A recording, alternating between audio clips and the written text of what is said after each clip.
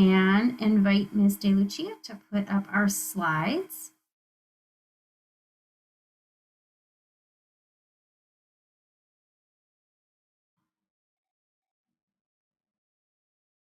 Awesome. Okay, welcome MVA Voyagers. We are certainly on a voyage together. Tonight we are having a parent webinar for our K through 5 families, and we are very glad that you are here to join us. We are doing this webinar format because we have a very large community and we just never know how many families to expect on a recording. And a Zoom can only hold 300 people at one time.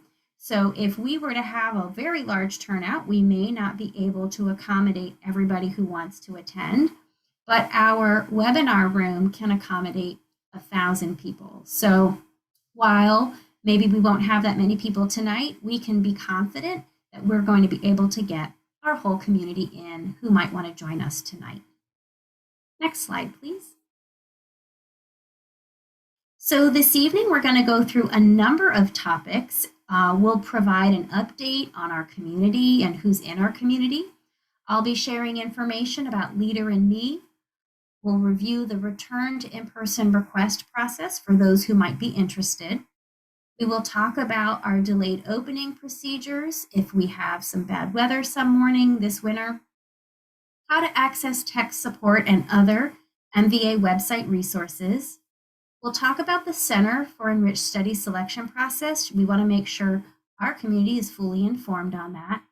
We'll have some updates from our counselors, some parent handbook information, and we will be ending with a Q&A. So I'll draw your attention now to the Q&A in your webinar toolbar at the bottom. The Q&A will be a place for you to drop a question that you are hoping we might be able to address in our final 15 minutes this evening. We may not be able to address every question that's directed our way, but we will certainly do our best, and anything we can't address this evening, we will work to follow up with that. We will also be using the chat to share some links as we go through the evening. So hopefully you can see those different tools in your toolbar. Next slide, please. So now we want to make sure that we have done our introductions. While some of you might have been with us from the beginning, there might be some families who are newer to our community. So we want to make sure we introduce ourselves. So we're going to go ahead and stop sharing our slides for just a moment so you can see our faces just a little bit better. And I'll begin by introducing myself officially to you. I'm Cassandra Heifetz, and I am the Dean of the Montgomery Virtual Academy, and I'm overseeing the K-5 program this year. I'm very excited to be in the Virtual Academy. Previously, I was a principal of an elementary school in Silver Spring, and I've been in Montgomery County for well over 20 years as an educator and an administrator. So I'm very excited to be leading the Virtual Academy, and I'm extremely excited and proud of the team of leaders and teachers that we have with us. Ms. DeLucia? Good evening, everybody. My name is Jackie DeLucia, and I am the proud supervisor of the lower school in the Virtual Academy. This is my 20th year in education, and I have had the opportunity to serve in Montgomery County Public Schools for the past 15 years, and I'm very excited to be on this journey with all of you. Hello, my name is Marjorie Cohen. I am one of the coordinators of the lower school at the Montgomery Virtual Academy. This is my 21st year in MCPS. Prior to joining the Virtual Academy, I spent many years in elementary school and more recently in middle school. I'm very excited to be on this voyage and be part of this project. We are excited for the work that we're doing and all the amazing people we've been able to meet so far. And good evening. My name is Kim Hayden, and I am also one of the coordinators for the Montgomery Virtual Academy. This is also my 21st year in MCPS, with most of my experience being in elementary schools. And I'm really excited for this opportunity to really better meet the needs of our community and get going with this program.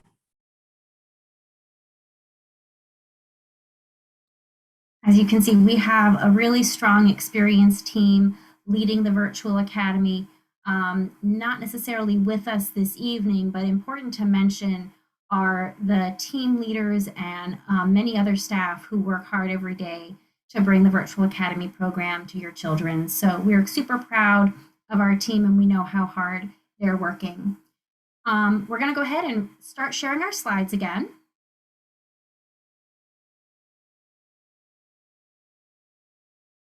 And so now we just want to provide a couple of updates, let our community know how we're progressing. So right now, these are numbers of just this week. Our K-5 program is just a smidgen under 1,400 students with 1,398.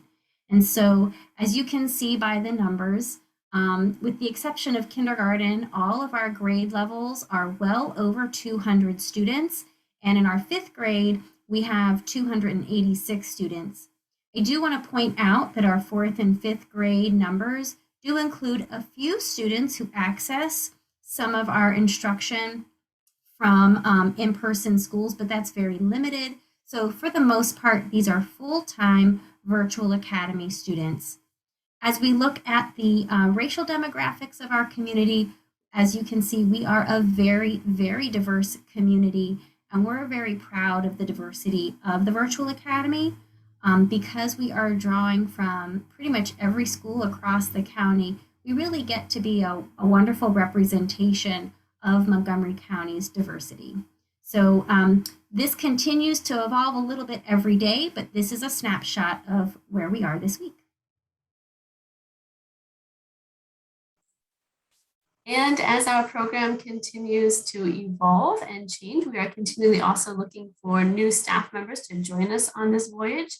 And so we are very excited to share with you that we have recently added an ESOL teacher, a special education teacher, a staff development teacher, as well as an academic support teacher to our staff to further elevate the needs and support our students within the Virtual Academy program. One of the other things we wanted to share with you this evening is that we are in the midst of preparing for semester 2 materials distribution. The materials have started arriving in our office at Goody Drive. And what we have the lovely opportunity right now to ask for is some parent volunteers. If you have the flexibility in your schedule to come to Goody Drive to help us to unpack these boxes and to pack up the bags to get them all ready for materials distribution, we would greatly appreciate any assistance and a time that you can share with us. We do have a Sign Up Genius form that we can share with you this evening. You can feel free to add your name to that, and any time that you can share with us would be greatly appreciated. We do ask our parent volunteers to complete the MCPS volunteer form. And there's a few little videos and things to watch just to make sure that we are in compliance with those policies for MCPS. Distribution dates have not yet been determined, but we will be sure to communicate those as soon as we have those available.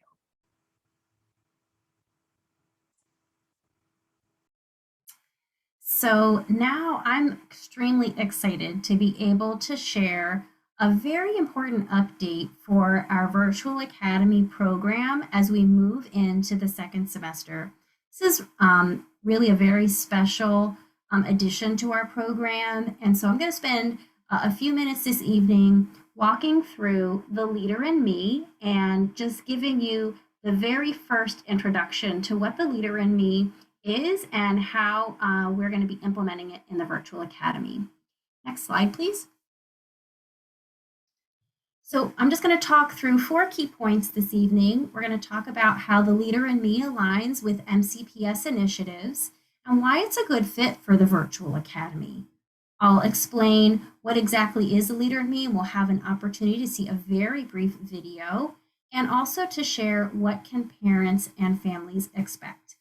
Again, this is just a very beginning conversation, and we'll have an opportunity to share a lot more in the coming weeks. So the first thing that I would really like to highlight is how Leader in Me is in alignment with the Be Well 365 initiative that is a very significant cornerstone in MCPS. The Be Well 365 initiative is one that is a cross-office collaboration across MCPS, and it focuses on ensuring that students and staff and families in MCPS have the ability to foster both academic and physical and social emotional success in the school environment. There are a number of goals in Be Well 365, and these include building a positive, supportive, and culturally responsive learning environment for all students, incorporating plans to address social emotional learning that provides opportunities for students to complete activities to affirm their competence, self-worth, and feelings of safety. And also, Be Well 365 does create a structure to identify specific interventions and supports, particularly mental health supports, that might be needed to meet students' academic and well-being needs using a tiered approach. Next slide. When we look at these essentials of the Be Well 365 initiative, things that we can focus on are seeing how this initiative helps our students become positive members of the school and the broader community. Focuses in on how students can learn to manage their emotions. And I think we know that this is a growing space for most of our students and children. How they build academic and social resilience, whether they're interacting with their peers or their classmates or independently through their schoolwork and other activities that they might do. Identifying and accessing support for themselves or a friend. We think in this particular situation, maybe if they notice that a friend is going through a difficult time or having a challenge, how might they support a friend and be an ally as opposed to maybe just a bystander? How they resolve conflicts peacefully. Although never pleasant, we know that conflict does happen in schools and between peers. And so we can work to teach our students how to resolve those with their classmates and how they can make positive decisions. These 6 key areas or 6 essentials of Be Well 65 are supported and promoted through the Leader in Me curriculum. Next slide.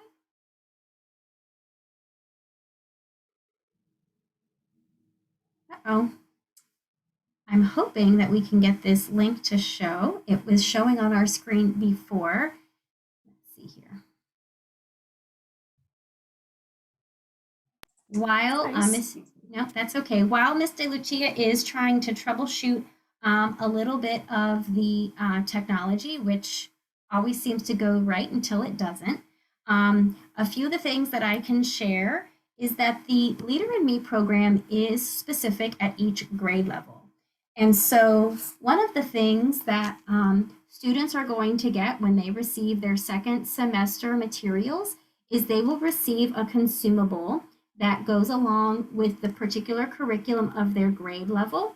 We're going to talk about some of the components of the curriculum in a moment, but this will be one thing that you will see your child receive in their second semester materials. Looks like we're ready to show the video. I got it. Here we go. Let's give it a try. Okay, great.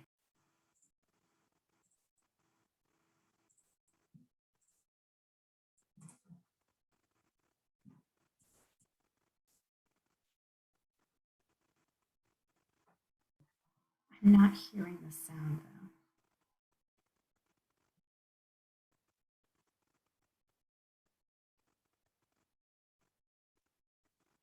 Ms. DeLucia, is the sound playing? It's playing for me, but I must be enjoying it just by myself, huh? All right. Sorry about those technical difficulties. Thanks everybody for your patience. I don't seem to have a button that allows me to share my sound. Whenever I click on share screen, it just asks me if I would like the host and the panelists to share their screen. Okay, let me see if I can do something about that. We may need to share the link after the meeting, but let's just give it one more moment to try.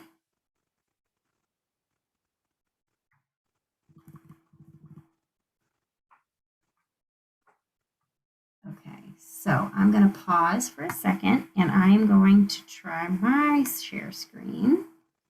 Okay, so let's see if this works.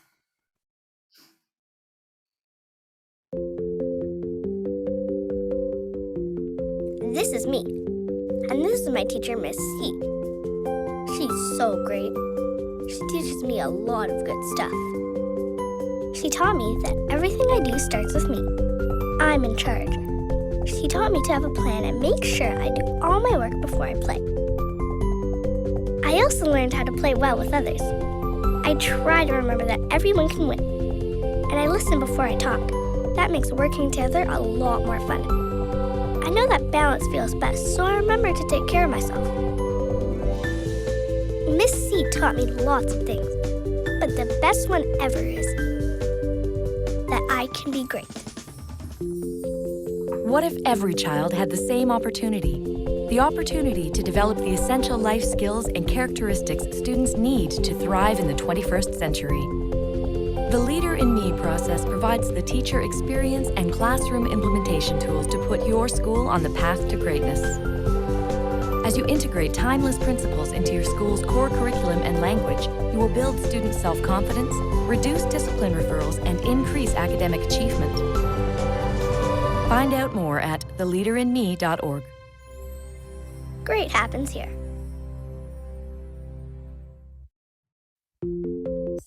All right, I'm going to stop sharing so we can come back to our slides. And so what you may have heard and picked up on in the brief video is how Leader in Me is really designed and focused on building the leadership skills and capacity of our students. It does this through 7 habits and 5 core principles.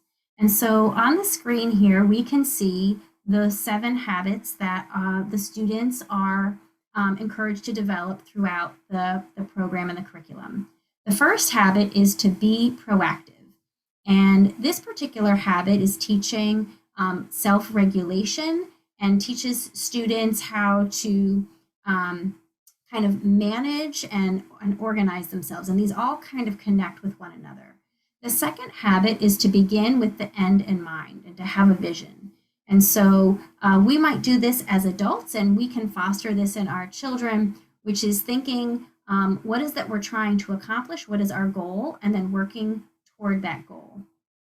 The next habit, put first things first. For our children, this is very much about time management. This is when we say, have you done your homework before you played on your PlayStation? And so we're encouraging and teaching children to prioritize the things that will lead them to success. Habit number 4 focuses on relationship building, and this is called Think Win-Win. And so in the Think Win-Win, this is really helpful when students might actually have conflict with one another. And so instead of thinking about how do I come out on top or how do I come out ahead, how can both of us achieve something so that we can walk away feeling satisfied?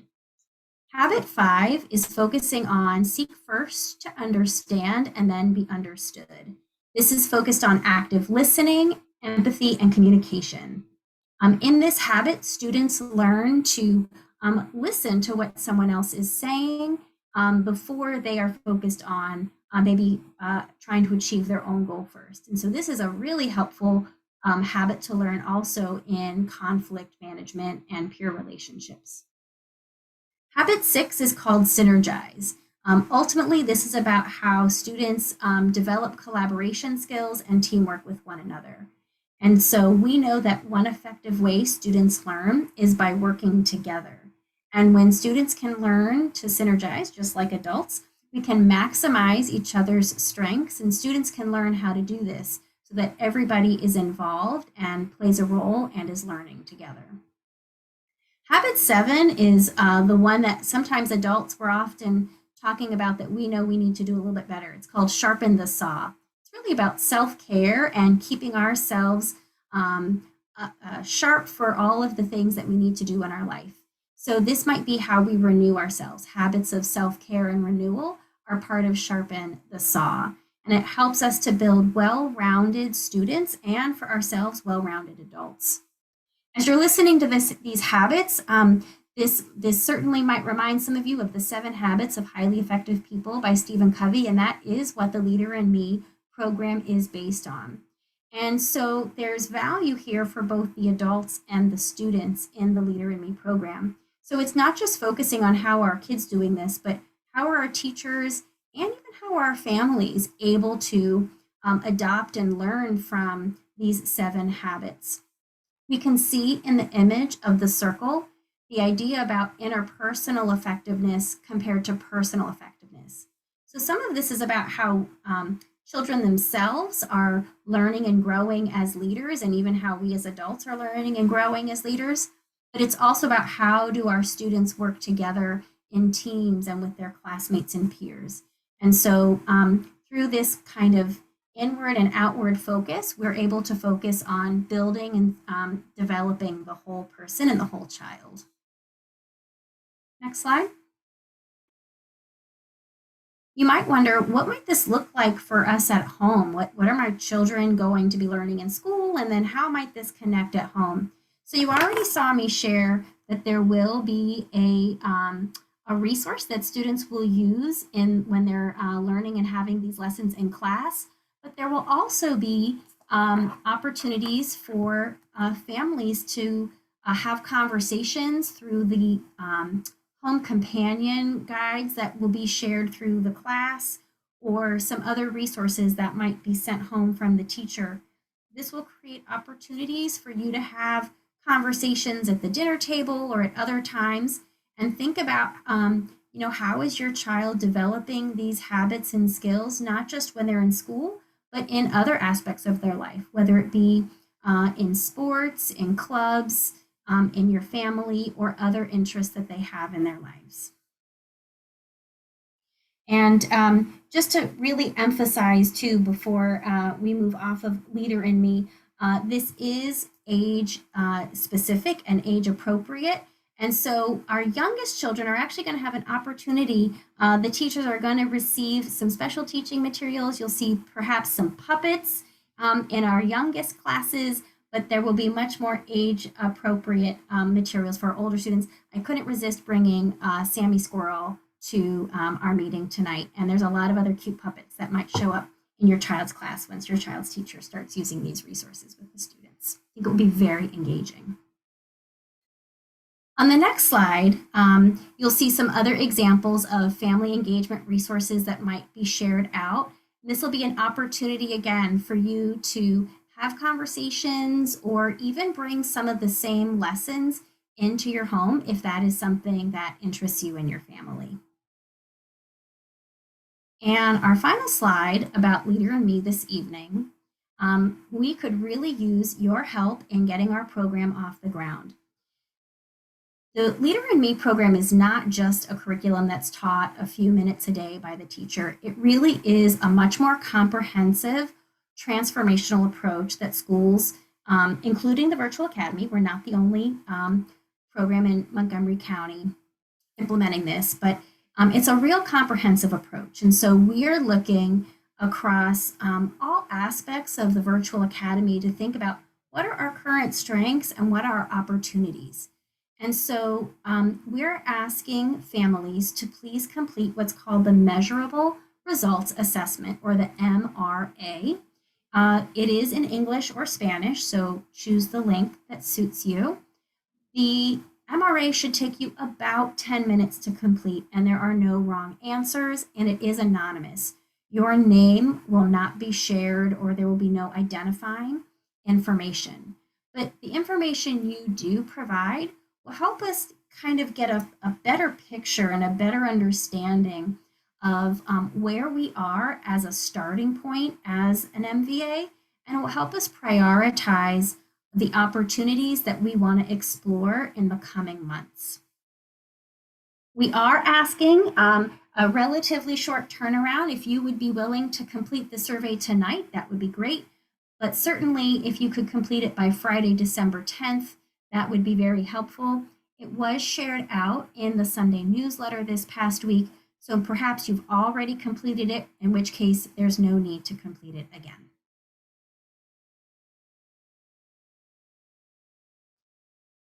The next little bit of information I want to share is just to clarify and provide information on the return to in-person request process.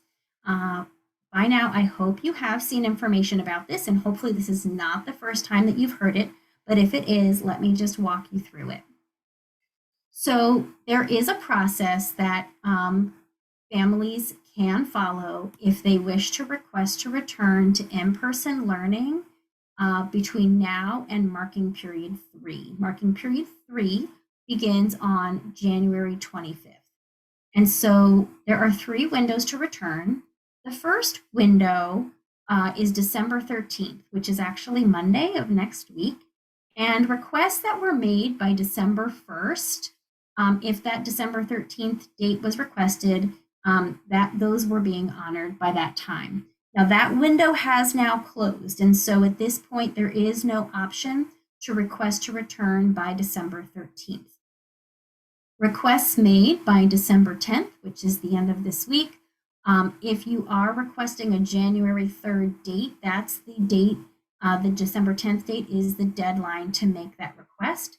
And that is the day that we come back from winter break. The third window is to return on January 25th, and the deadline for that submission is January 10th. That is the official start of semester 2 or the start of marking period 3. These dates were developed and agreed upon not just by the MVA, but by a number of offices across MCPS to help us create a structure for schools and for families so that grading processes would not be overly interrupted. We wanted to make sure that any progress students are making in their grades and assignments, that those can be transferred and that your child's progress can be properly reported. So there will not be exceptions to these dates, and so we do ask that families comply with the windows that are communicated. If the form is filled out by a family, what happens after that point is I send a direct message to the principal of the school on certain dates to communicate that intent, and then the school contacts the family to let them know that they are able to start at the preferred date and who the child's new teacher will be. Next slide.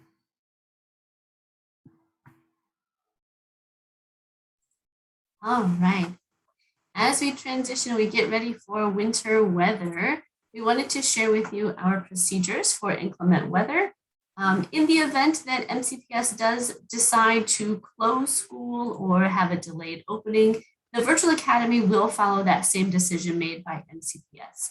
You can always locate the emergency closure information on the MCPS website. It is also announced on the radio stations and the television stations. Any way that you usually find out about the MCPS emergency closures, that is the same method that we will use here for the virtual academy. We have drafted a delayed opening schedule. However, we are waiting for our final approval before we post that and share that publicly. But please know that we will be sharing that as soon as we are able to, and it will be posted on our websites. And also our teachers will be posting it on their Canvas pages for you to access. You're always welcome to call our main office as well.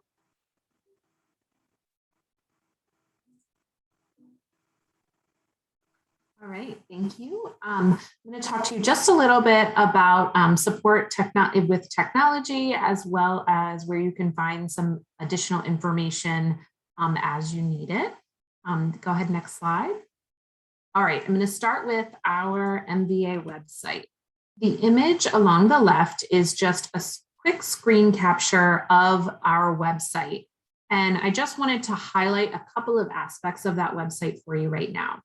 So along the top, more right-hand portion of the screen is an expanded view of what we call the green banner, where the two very important pieces of information that are most commonly requested from us are if you need technical support, this is the email here that you would send an email to.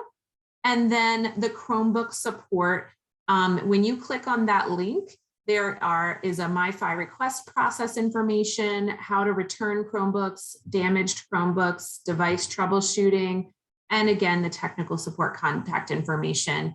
So we just wanted to make sure that that was really at your fingertips. And I did post the website link in the chat. Additionally, I want to make sure that you know that on our website, kind of over toward the left-hand side, it includes where our office location is, as well as our office phone number. So we just want to make sure that that is very accessible to everybody that needs us. If you go to the next slide, please.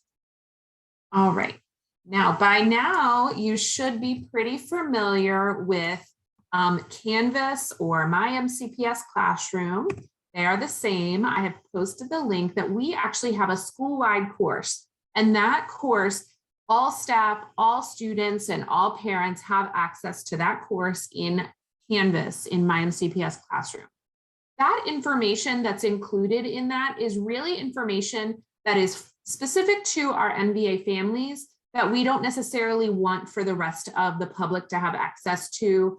And so that's where we house it here in this Canvas course, and sometimes push out announcements and such through that course. So just want to make sure that everybody is aware of that.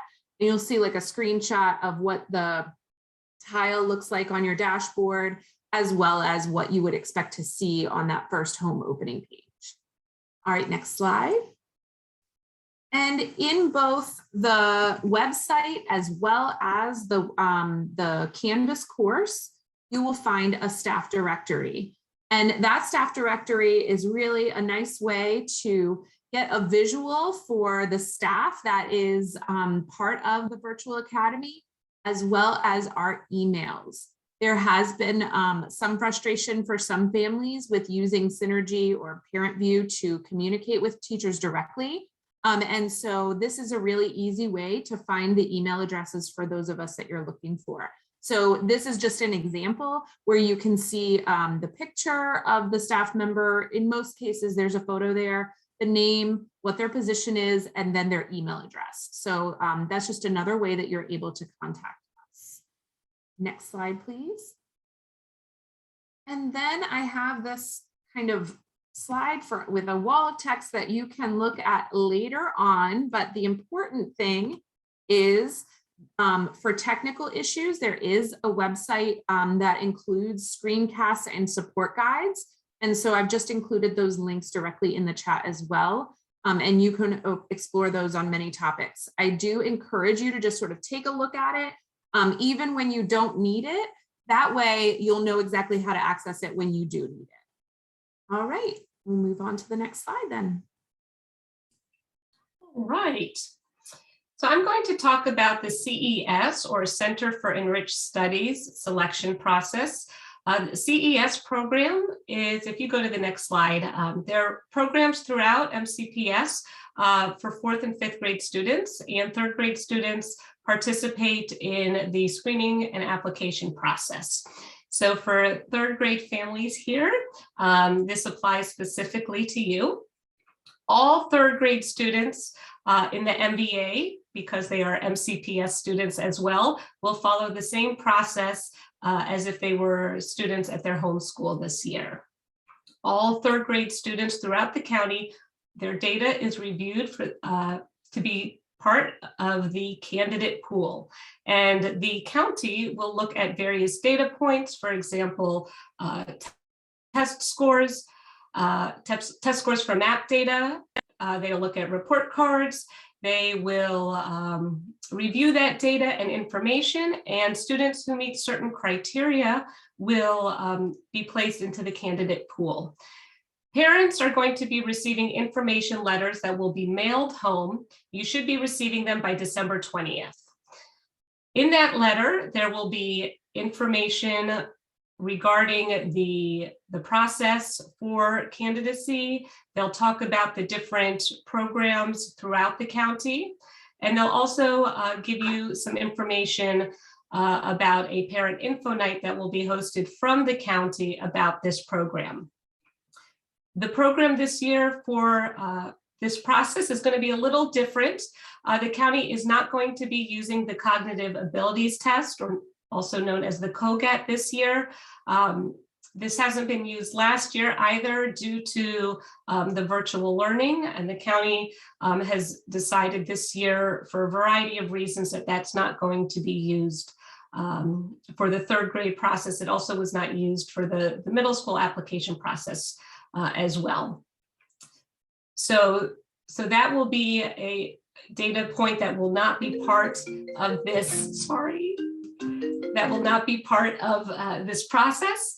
But what's going to continue that was new last year is they are going to utilize a lottery process for the application as well. So students who meet certain criteria and are placed into the candidate pool will be part of a lottery for the spaces that are available at the 12 different regional centers throughout the county.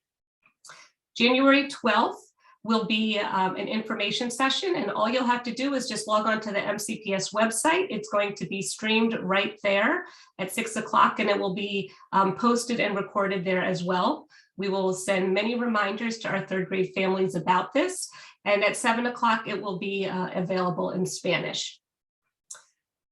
I will be checking in, and I'm planning to meet with the third grade teachers later this week to review this process. So if you have any questions or they need information, they will be familiar with the update. And the Office of Accelerated and Enriched Instruction and our consortia of choice programs are also available for support. So if you have questions that we aren't able to answer tonight, or you come up with questions after you receive the letter, please feel free to reach out to your third grade teacher or any of the individuals that are listed in the letter that goes home. Next slide, please. All right. So we are fortunate at the MVA to have 2 elementary school counselors. And while they're not with us tonight, they are very busy during the day working with your children and you to support them socially and emotionally. If you click on the counseling office link here, and we've also put it in the chat for you to have access to, you'll see that it will lead you to an additional little info so that you get to meet and learn a little bit more about Ms. Whited and Ms. Bamberger virtually. They'll share resources and updates about office hours, drop-in times for students, what to do if you want to complete a referral form to connect with the counselor, or for your child to connect with the counselor, and then choice boards as well that are available to parents. Thank you. If you go back to the original presentation, and then that pink box that says social and emotional resources for parents, we've included that in the link, or the link in the chat as well. And that is going to be an ongoing document as information and resources become available that we want to share with you. They will be linked there for your reference. And Ms. Bamberger and Ms. Whited welcome your outreach and are happy to work with you for any needs you might have. Thank you. I'm quickly going to share with you one more resource for parents. We're very excited, go ahead to the next slide, that we are in the process of developing a parent handbook. We do have some families that are just joining us, or we have some families that still may need a resource to find some common information that we're receiving phone calls and emails about. So we're developing a resource now as a one-stop shop for our families to access important information.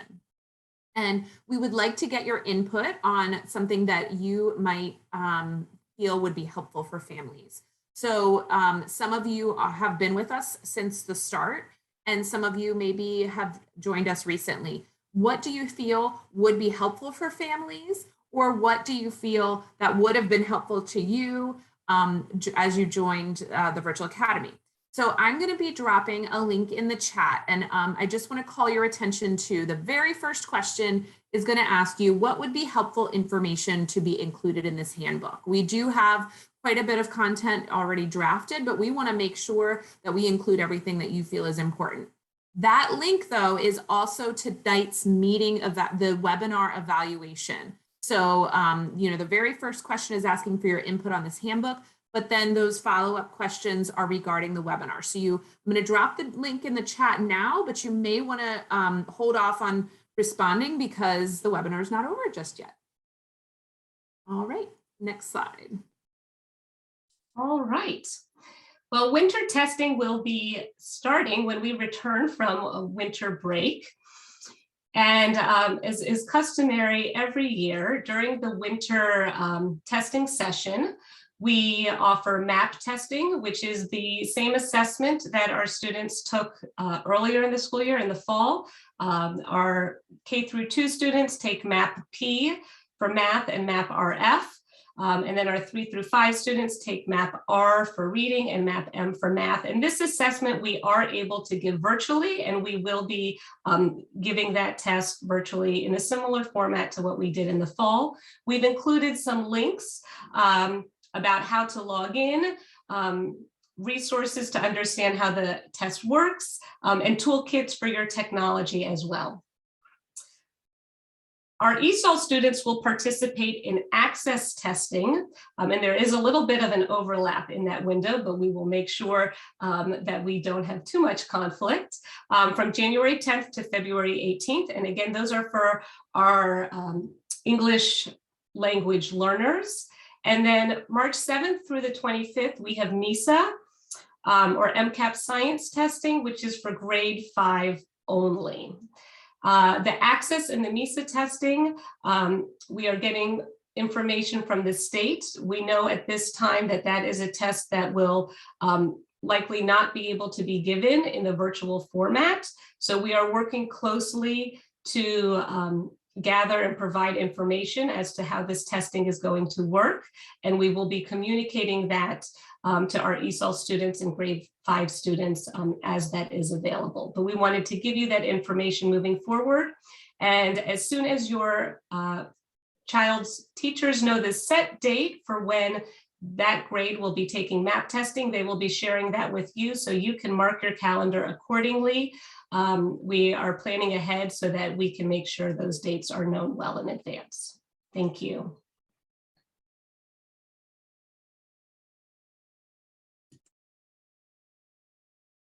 All right, well, we are almost spot on time as we come into the final 15 minutes of our time this evening, which is our Q&A. And so for this, I think we can stop sharing our slides, and we are going to begin to work through the questions.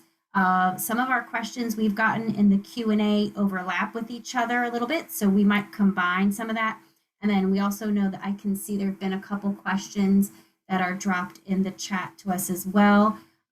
We may not be able to answer everything because some things are a little bit beyond some of the information we have, but we will certainly do our very best to address those questions orally with you now. So I'm going to let Ms. De Lucia share with me what the questions are, and I will do my best to answer them. I see one question here is asking if a student is currently enrolled in the Virtual Academy, will they be automatically enrolled in the Virtual Academy for next school year, or do they need to reapply? That is a great question, and it is one that has been a developing process.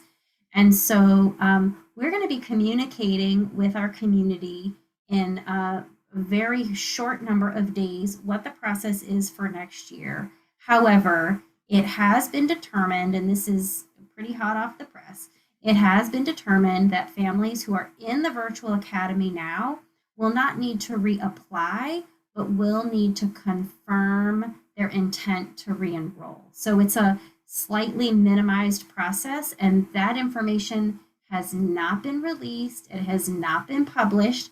I do not have the forms yet available, but it is coming very soon because we are going to want that to happen most likely in January.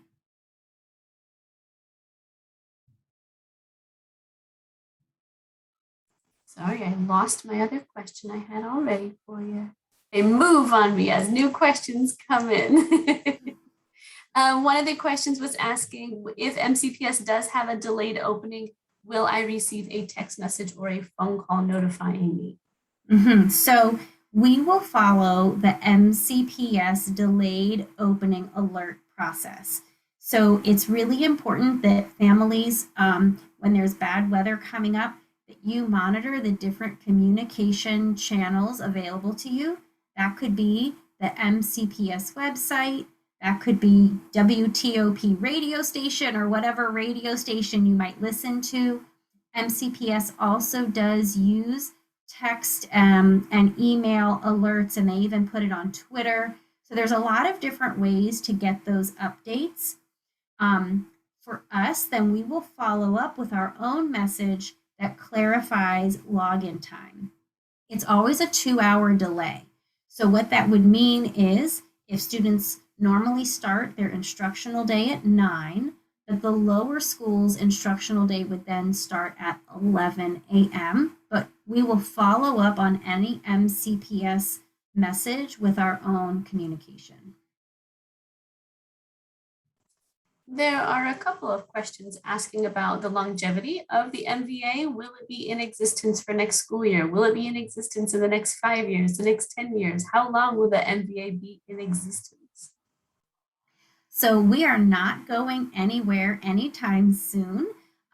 We will obviously be finishing out the year with 1,400 students enrolled, because I did see a question about, are we around next semester? Yes, we absolutely are around next semester. Are we around next year? Yes, we are absolutely around next year. I do not have a crystal ball, and I cannot certainly predict budgets and the school system, but the intention is that this is a long-term option for families in MCPS.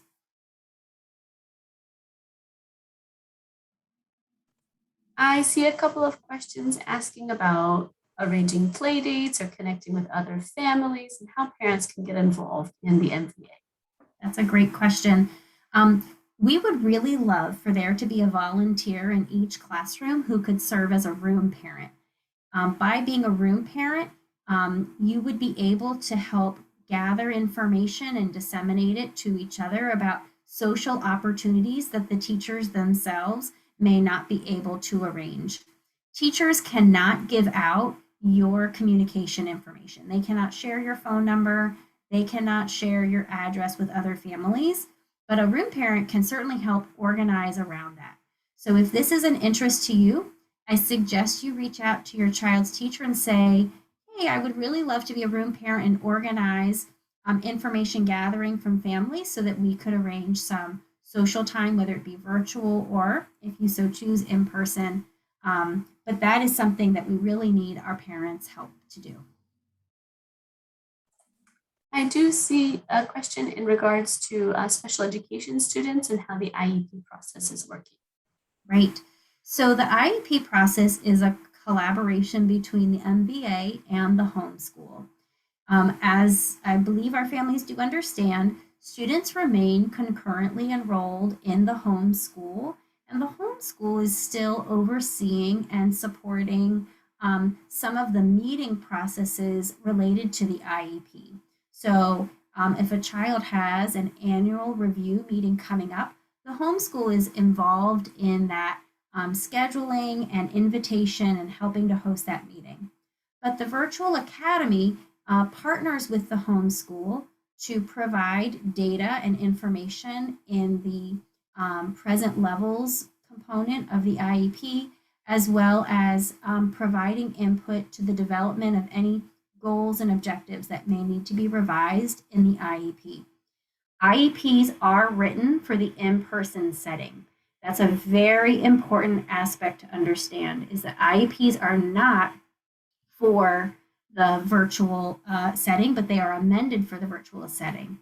So with when these IEPs are written, they're written for what a school in person can provide, and then we determine amendments to the IEP for the virtual setting. And as I can see, I hope you can see me now. I saw somebody just put in the chat, you can't see me.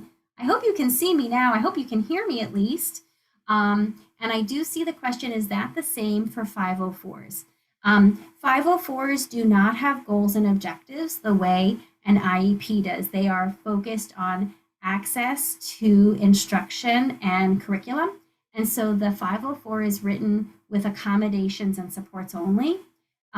Most 504s can be updated and revised by the virtual academy independently, but if it's a new 504, then we would partner with the homeschool. There is a question about what is the lottery in regards to the CES process. Ms. Cohen, did you want to respond to that? Sure. I realized I didn't clarify that as your students are being evaluated for the CES programs, it's going to depend on your home address and the home school of your child. I mentioned there are 13 different programs geographically distributed around the county.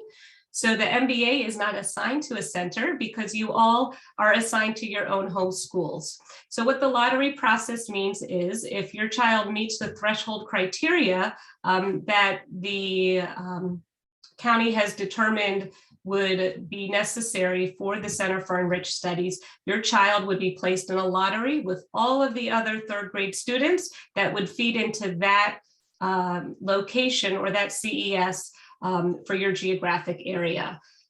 Depending on the location, some centers take about 50 or 60 students, some have 3 sections and they take 75 to 80 students. They will choose the lottery from the other students who live in that geographic region. I can share again that parent info meeting will give you much more specific and up-to-date information, as well as the parent letter that's going home via mail next week.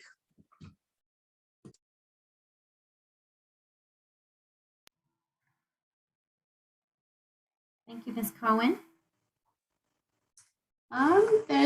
This questions seem to be slowing down, so I think they were answering them pretty well. I do just want to.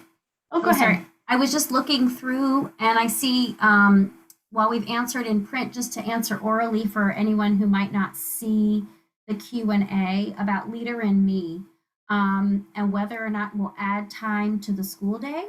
So the Leader in Me will be implemented really in 2 ways. One will be during morning meeting, which is already part of our school day, and the teachers will use that morning meeting time to provide mini lessons and discussion opportunities with students using the Leader in Me curriculum materials. The other way that Leader in Me will begin to show up would be more integrated throughout just day-to-day instruction. As the teachers and students become more comfortable with the vocabulary and the 7 habits, you can imagine a teacher talking about being proactive or planning with the end in mind as they might be working on a project or some kind of task in class, or how they might have a brief conversation about how are you going to synergize in your breakout room with your classmates as you work through this discussion point for for the project that you're working on. So ultimately, we'll start with morning meeting, but as we expand and become more comfortable, I expect we're going to see it permeate into instruction in other ways.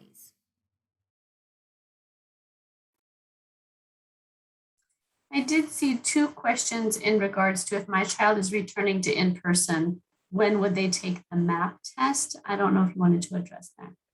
That's going to be difficult for us to answer because each school builds their own MAP schedule. So if you are returning to in-person learning, it might be helpful to just contact your child's school to get a little bit better idea of when that MAP assessment is going to be administered.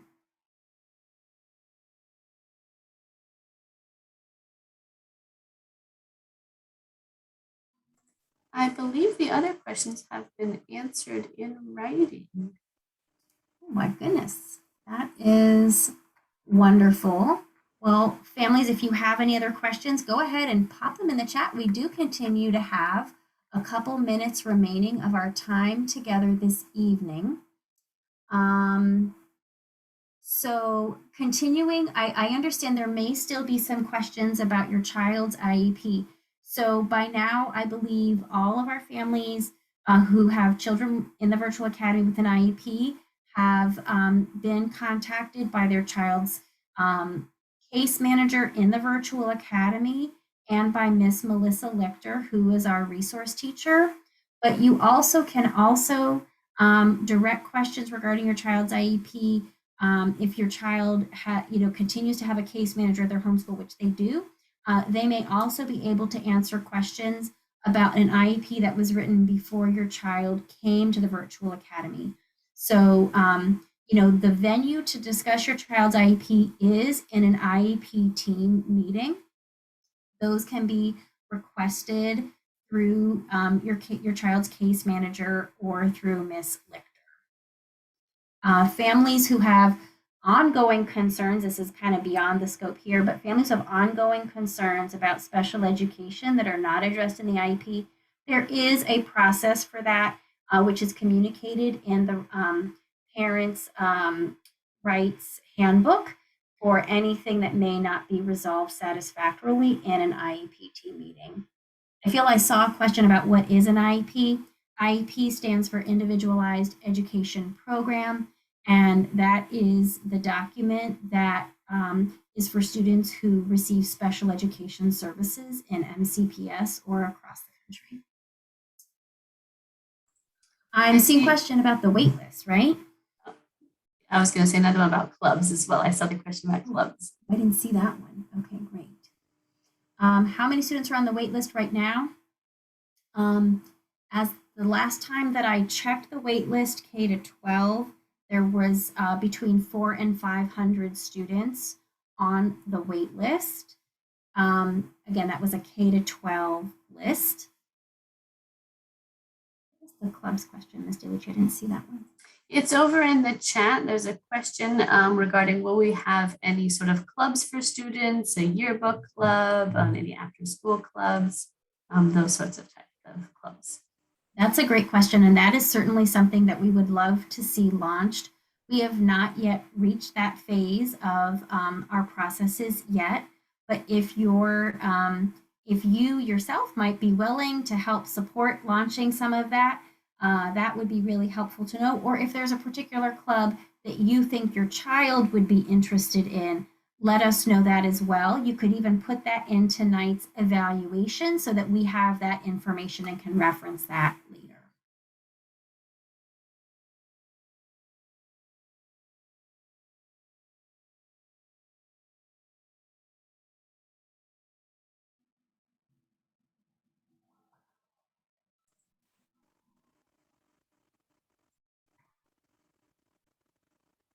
I think that I'm not seeing any new questions. I'm looking in the Q&A. How many students are in the virtual academy? So perhaps if we want to maybe bring back our slides, we can just share that one more time with our community. I believe that was slide number 6.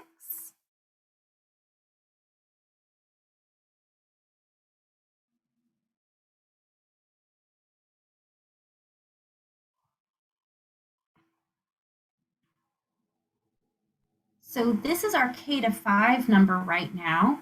Currently, we're just under 1,400 students, although I feel like I enrolled a 5th grader for next week, so we might be at 1,399 by next week.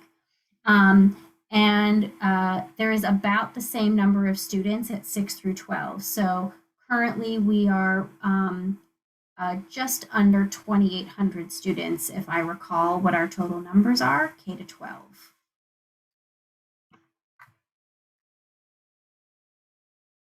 I do see a question about capacity for next year.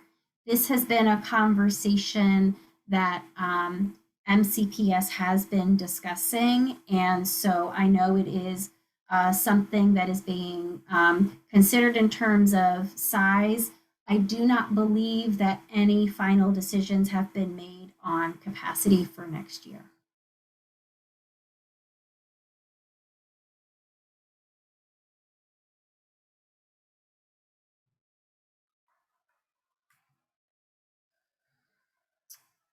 I am seeing a question about parent view and checking grades? Might somebody be able to help us address that question? I can answer that question. Did you want me to answer it live or try and answer it in the chat? Let's go ahead and answer it live. Okay, it's a great question. So assignments are posted in parent view as teachers enter them in the grade book. So sometimes if you're seeing that the assignment's been posted, but there's not a grade, it means the teacher hasn't graded the assignment yet. If you feel it's been a little while since the assignment was submitted and you're not seeing a grade, I would recommend emailing the teacher or asking your child, depending on the grade level, to ask the teacher about that as well. We are encouraging our teachers to be updating Synergy or Parent View regularly, so you're getting an accurate representation of how your student is doing. The good news is we have interims now at the elementary level, which we did not have during distance learning last year. So you will be receiving an interim, which is a mid-marking period update on how your child is doing for learning skills and academic classes, and that will be going out via Parent View, I think towards the end of next week. But feel free to reach out to a teacher if there's a specific grade that's not being posted, because they will be able to tell you where it is. All right, we'll take just another moment longer to answer the couple questions that got popped in here. I see a question about how many students requested to go to in-person learning. That's a little bit of a moving target, so I'm hesitant to put a number in print, but I would say it's actually not that many. Generally speaking, we've had relatively few students request to go back in person, and although we know that that number might change. So 1 or 2 per school, but not even 1 for every school have requested to go back. And I feel like we'll just make our last question just to try to address kind of where we're going in terms of that asynchronous block. I recognize that asynchronous block, it works for some, but not all. And we do not have right now a specific